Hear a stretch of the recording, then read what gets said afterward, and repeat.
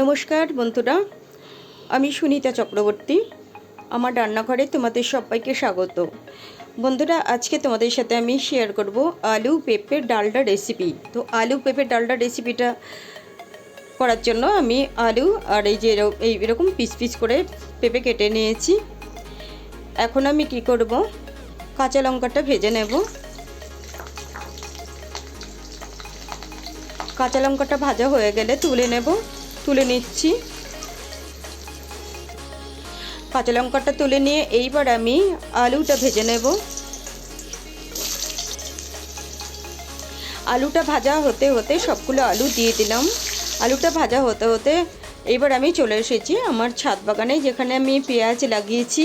পেঁয়াজ গাছগুলো দেখো, মানে জল দিতে পারিনি সময় মতো, তার জন্য শুকিয়ে গেছে, কিন্তু পেঁয়াজগুলো আরও বড় বড় হতো, তার জন্য শুকিয়ে গেছে। পেঁয়াজ কিন্তু পুষ্ট হয়নি, শুকিয়ে গেছে। তো সেখান থেকে আমি 4টে ছোট ছোট পেঁয়াজ তুলে নিলাম। আর ততক্ষণে আমার আলুটা ভাজা হয়ে গেল। আলুটা এবার তুলে নেব।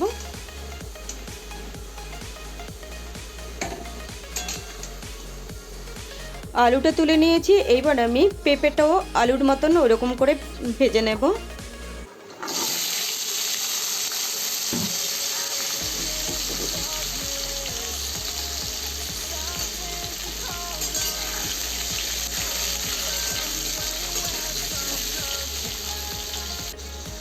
পেঁপেটা ভাজা হয়ে গেল, এবার পেঁপেটা তুলে নেব।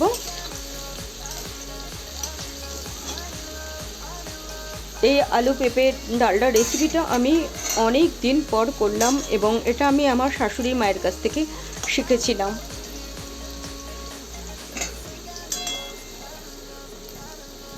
পেঁপেটা তুলে নিলাম। এইবার আমি পেঁয়াজ আর আদা হালকা করে ভেজে নেব।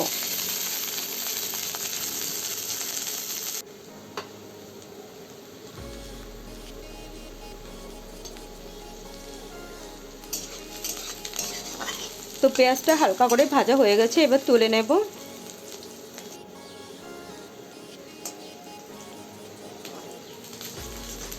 তুলে নিয়ে এই যে আদা, পেঁয়াজ, কাঁচা লঙ্কা, এগুলো আমি একসাথে শিলে বেটে নেব। তো শিলে নিয়ে নিয়েছি, এবার শিলে ভালো করে বেটে নেব। তারপরে যেহেতু সব কিছু উপকরণ আমি ভেজে নিয়েছি, তার জন্য আমি আর তেল দিলাম না। যেইটুকু তেল ছিল সেই তেলটুকুতেই আমি শুকনো লঙ্কা আর মেথি ফোড়ন দিয়ে দিলাম, আর দিয়েছি একটা এলাচ ফোড়ন। ফোড়নটা ভাজা ভাজা হয়ে গেলে এর মধ্যে আমি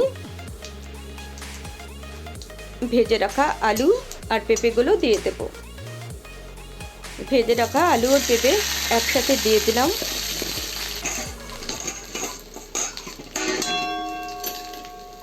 এইবার আমি দিয়ে দেব ভেজে বেটে রাখা মশলা।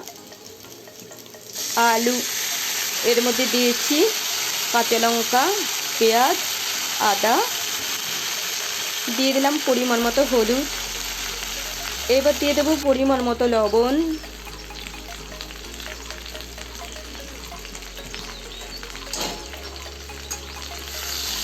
এইবার ভালো করে একটু নাড়াচাড়া করে মিশিয়ে নিয়ে তারপরে জল দিয়ে দেবো। যেহেতু আমি মশলাগুলো ভেজে নিয়েছি, আলু আর পেঁপেটা ভেজে নিয়েছি, সুতরাং বেশি কষানোর দরকার হবে না।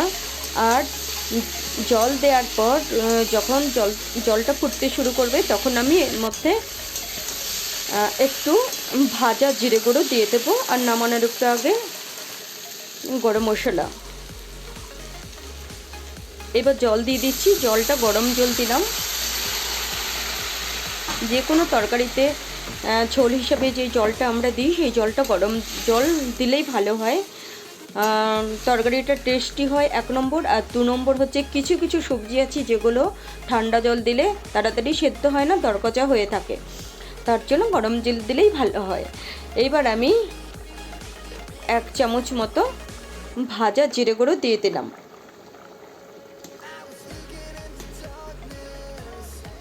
তারপরে ঢাকা দিয়ে দেব।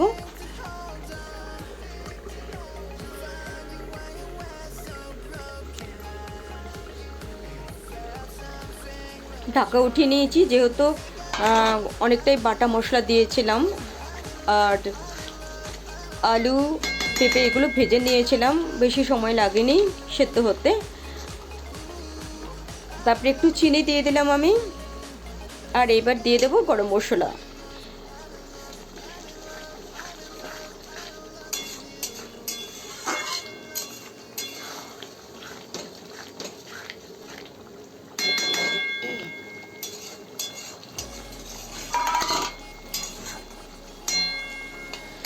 তো বন্ধুরা, কেমন লাগলো তোমাদের আজকের এই রেসিপিটা, আলু পেঁপের ডালটা রেসিপি? অবশ্যই কমেন্টে জানিও। তোমাদের দেখে যদি ভালো লাগে তাহলে একটা লাইক করে দিও।